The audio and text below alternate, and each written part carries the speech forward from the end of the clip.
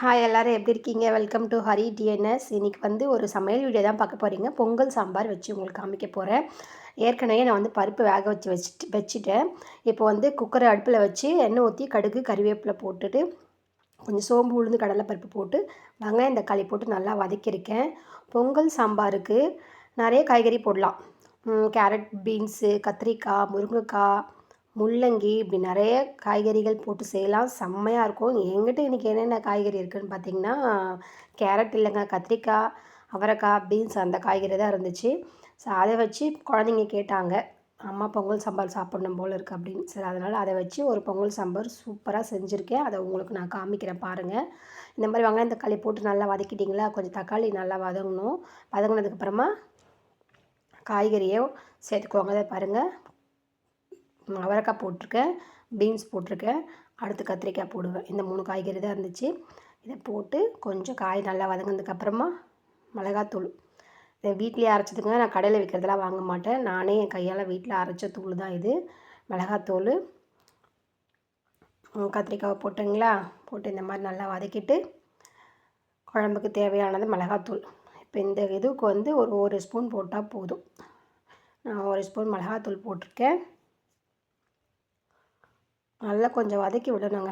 அப்போ தான் அது கொஞ்சம் வதங்கினா தான் டேஸ்ட் நல்லாயிருக்கும். பருப்பு ஏற்கனவே வேக வச்சுருக்கேன்னு சொன்னேன்ல, இதை வேக வச்சுருக்கேன் பாருங்கள், அதையும் காமிச்சிருக்கேன். பருப்பு பார்த்திங்கன்னா துவரம் பருப்பு கொஞ்சம், சிறுபருப்பு கொஞ்சம், தேவைக்கு தகுந்த போல் வேக வச்சுருக்கேன். காய் கொஞ்சம் வதங்கிறதுக்காக லைட்டாக சால்ட் ஆட் பண்ணுறேன். அது ஒரு டிப்ஸ் தான் ஆக்சுவலாக. காய் நல்லா சீக்கிரம் வேகணும் அப்படின்னா லைட்டாக ஒரு சால்ட்டோ கொஞ்சம் கல்லுப்போ கொஞ்சம் போட்டு லைட்டாக ஃபஸ்ட்டு கொஞ்சம் வதக்கும் போது அது சீக்கிரமாக வதங்கிடும், அதிக டைம் எடுக்காமல். அதுக்காக போட்டிருக்கேன். இப்போ மிளகாத்தூளை சேர்த்துட்டு, இது வீட்டில் நானே அரைச்ச மிளகாத்தூள், கடையில் வாங்கினதில்லை. குழம்பு மிளகாத்தூள் 1 ஸ்பூன் போட்டாச்சு. 1 ஸ்பூன் குழம்பு மிளகாத்தூள் போடுறோன்னா 1/2 ஸ்பூன் மல்லித்தூள் போடணும்.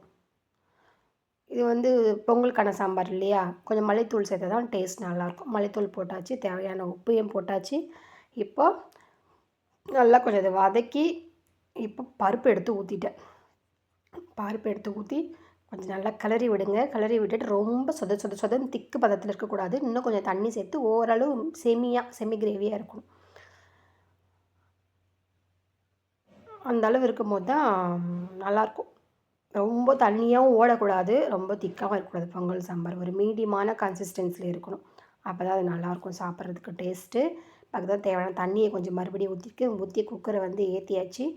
மினிமம் 3 விசில் வரணுங்க. ஒரு 3 விசில் விட்டால் நல்லா, அதுக்கு மேலே போச்சுன்னா நல்லா இருக்காது. 3 விசில் விட்டால் காய்கறி நல்லா குழஞ்சி வந்திருக்கும். ஏன் குழஞ்சி வந்திருக்கணும்னா, பொங்கல் சாம்பார் அப்போ தான் நல்லாயிருக்கும். வச்சு இதை எடுத்து வச்சிட்டேன் பாருங்கள், சூப்பராக இருக்கும். இது மேலே அதுக்கப்புறம் கொஞ்சமாக கொத்தமல்லி தூவிட்டு கமன்னு சாம்பார் ரெடி.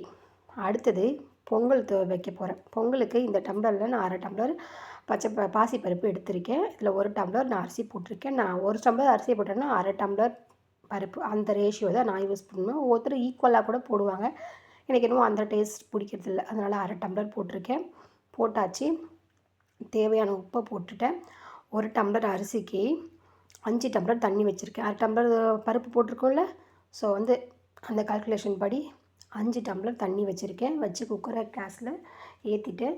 இது மினிமம் ஒரு 5 விசில் வரணும். அப்படி வந்துச்சுன்னா தான் நல்லாயிருக்கும் டேஸ்ட் நல்லா இருக்கணும். நல்லா குழஞ்சி வந்திருக்கும் பொங்கல். வந்துருச்சுங்க. 5 விசில் இறக்கி வச்சுட்டேன். தாளிப்பு ஒரு சைடு ரெடி பண்ணிவிட்டேன்.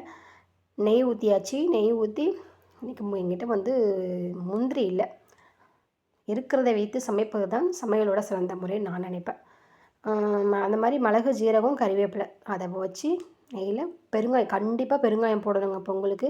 அப்போ தான் அந்த நெஞ்சை கறிக்காமல் கொஞ்சம் ஜீரணத்துக்காக கண்டிப்பாக பொங்கலுக்கு இது பண்ணுறப்ப பெருங்காயம் போடணும். போட்டாச்சு. எப்படி இருக்குது பார்த்தீங்களா, தலன்னு எடுத்து தட்டில் செம்ம ஜம்முன்னு வச்சாச்சு. இது மேலே 2 கரண்டி பொங்கலை சாம்பாரை ஊற்றி சாப்பிட்டு பாருங்கள், அல்டிமேட்டாக இருக்கும், சூப்பராக இருக்கும்.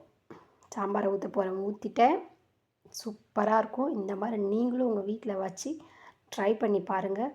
பொங்கல் சாம்பார் சூப்பராக இருக்கும். மறக்காமல் சப்ஸ்கிரைப் பண்ணிவிடுங்க.